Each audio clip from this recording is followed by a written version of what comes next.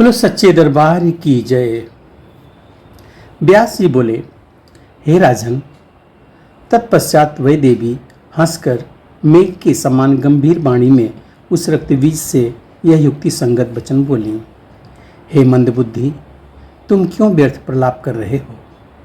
मैं तो पहले ही दूत के सामने उचित और हितकर बात कह चुकी हूँ।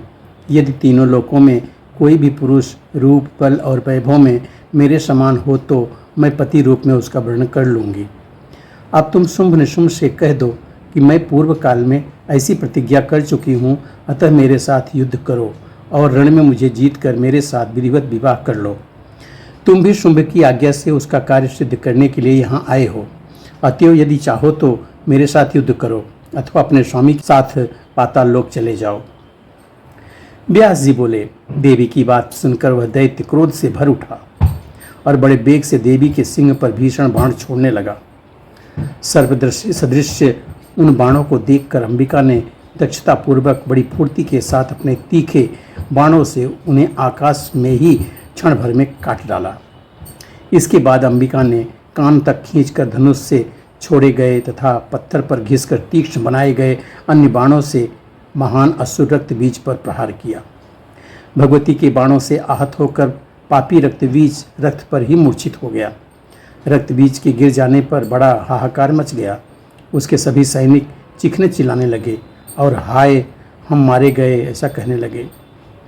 तब अपने सैनिकों का अत्यंत भीषण क्रंदन सुनकर शुंभ ने सभी दैत्य योद्धाओं को शस्त्र से सुसज्जित होने का आदेश दिया।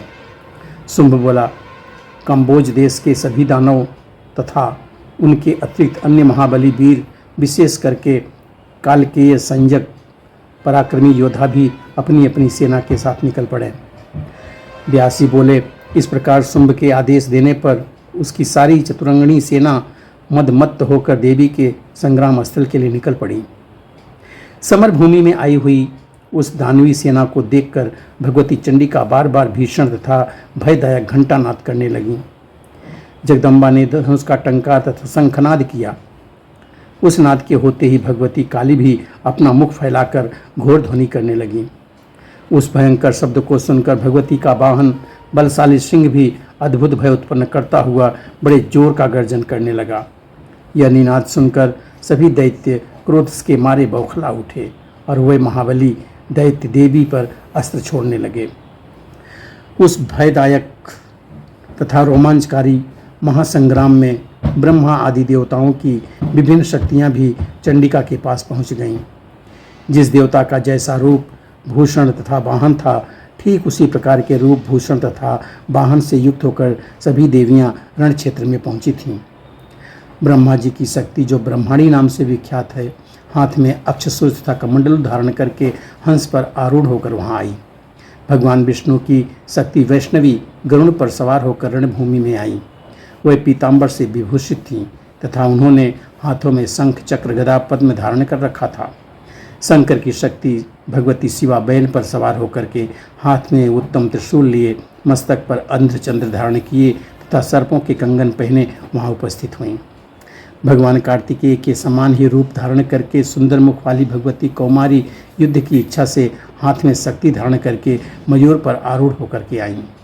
सुंदर मुख वाली इंद्राणी अतिशय उज्ज्वल हाथी पर सवार होकर हाथ में वज्र लिए उग्र क्रोध से आविष्ट हो समर भूमि में पहुंची। इसी प्रकार शुकर का रूप धारण करके एक विशाल प्रेत पर सवार होकर भगवती बाराही, नरसिंह के समान रूप धारण करके भगवती नारसिंही और यमराज के ही समान रूप वाली भयदायिनी शक्ति भगवती याम्या हाथ में दंड धारण किए तथा महिष पर आरूढ़ होकर मधुर मधुर मुस्कुराती हुई संग्राम में आईं। उसी प्रकार वरुण की शक्ति बारुणी तथा कुबेर की मदोन्मत्त शक्ति कौबेरी भी समर भूमि में पहुंच गई। इसी तरह अन्य देवताओं की शक्तियां भी उसी देवों का रूप धारण करके अपनी अपनी सेनाओं के साथ रणभूमि में उपस्थित हुईं। उन शक्तियों को वहां उपस्थित देखकर भगवती अंबिका बहुत हर्षित हुईं। इससे देवता निश्चिंत तथा प्रसन्न हो गए और दैत्य भयभीत हो उठे। लोक कल्याणकारी शिवजी भी उन शक्तियों के साथ वहां संग्राम में भगवती चंडिका के पास आकर के उनसे कहने लगे, देवताओं की कार्य सिद्धि के लिए आप शुंभ निशुंभ तथा अन्य जो भी दानव उपस्थित हैं उन सबका वध कर दीजिए। साथ ही सारी असुर सेना का संहार करके और इस प्रकार संसार को भय मुक्त करके ये समस्त शक्तियाँ अपने अपने स्थान को चली जाएं। आप यह कार्य संपन्न करें जिससे देवता यज्ञ भाग पाने लगें। ब्राह्मण निर्भय होकर यज्ञ आदि कर्म करने में तत्पर हो जाएं। सभी अस्थावर जंगम प्राणी संतुष्ट हो जाएं। सब प्रकार के उपद्रव और अकाल आदि आपदाएं समाप्त हो जाएं। मेघ समय पर वृष्टि करें और कृषि लोगों के लिए अधिक फलदायिनी हो। व्यास जी बोले, लोगों का कल्याण करने वाले देवेश्वर शिव के ऐसा कहने पर भगवती चंडिका ने के शरीर से एक अद्भुत शक्ति प्रकट हुई। वह शक्ति अत्यंत भयंकर था, प्रचंड थी। वह सैकड़ों सियारिनियों के समवेत स्वर के समान ध्वनि कर रही थी और उनका रूप बहुत भयानक था।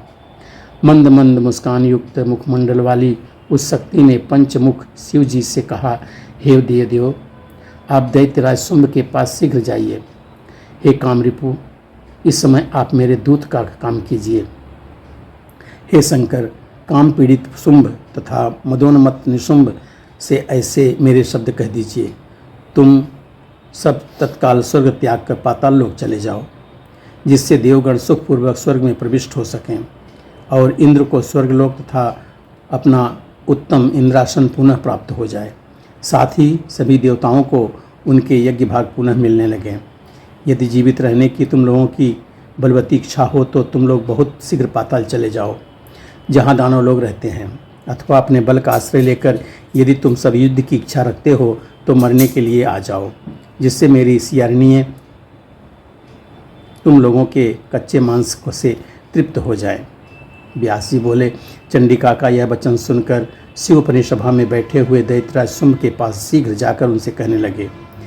शिव जी बोले, हे राजन, मैं त्रिपुरासुर का संहार करने वाला महादेव हूँ। अंबिका का दूत बनकर मैं इस समय तुम्हारा संपूर्ण हित करने के लिए यहाँ तुम्हारे पास आया हूँ।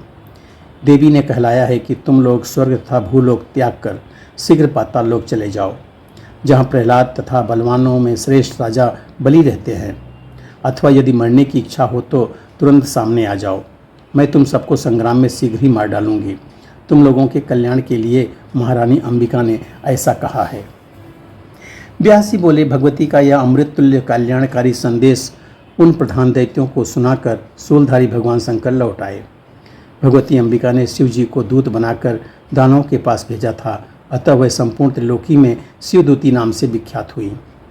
शंकर जी के मुख से कहे गए भगवती के इन दुष्कर संदेश को सुनते ही वह दैत्य भी कवच धारण करके तथा हाथों में अस्त्र शस्त्र लेकर शीघ्र युद्ध के लिए निकल पड़े। वह दानव बड़े बेग से रणभूमि में चंडिका के समक्ष आकर कानों तक खींचे गए तथा पत्थर पर सान चढ़े तीखे बाणों से प्रहार करने लगे। भगवती कालिका त्रिशूल, गदा और शक्ति से दानवों को विदीर्ण करती हुई और उनका भक्षण करती हुई युद्ध में विचरने लगीं। भगवती ब्रह्मांडी युद्धभूमि में अपने कमंडलों के चल के प्रक्षेप मात्र से उन महाबली दानवों को प्राणशून्य कर देती थीं। वृषभ पर विराजमान भगवती माहेश्वरी अपने त्रिशूल से रण में दानवों पर बड़े बेग से प्रहार करती थीं और उन्हें मारकर धराशाही कर देती थीं। भगवती वैष्णवी गदा तथा चक्र के प्रहार से दानवों को निष्प्राण तथा सिरविहीन कर डालती थीं। इंद्र की शक्ति देवी इंद्री ऐरावत हाथी की सूंड की चोट से पीड़ित बड़े बड़े दैत्यों को अपने वज्र के प्रहार से भूतल पर गिरा देती थीं। देवी बाराही कुपित होकर अपने तुंड तथा भयंकर दाढ़ों के प्रहार से सैकड़ों दैत्यों और दानवों को मार डालती थीं। देवी नारसिंही अपने तीक्ष्ण नखों से बड़े बड़े दैत्यों को फाड़ फाड़ कर खाती हुई रणभूमि में विचर रही थीं तथा बार बार गर्जना कर रही थीं। शिवदूती अपने अट्टहास ही दैत्यों को धराशाही कर देती थी और चंडमुंड तथा कालिका बड़ी शीघ्रता से उन्हें खाने लगती थीं। मयूर पर विराजमान भगवती कौमारी देवताओं के कल्याण के लिए कानों तक खींचे गए तथा पत्थर के सान पर चढ़े तीक्ष्ण बाणों से शत्रुओं का संहार करने लगीं।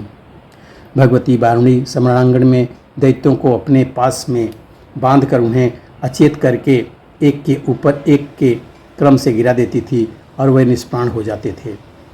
इस प्रकार उन मातृशक्तियों के प्रयास से दानवों की यह ओजस्विनी तथा पराक्रमी सेना युद्ध भूमि में तहस नहस होकर भाग खड़ी हुई।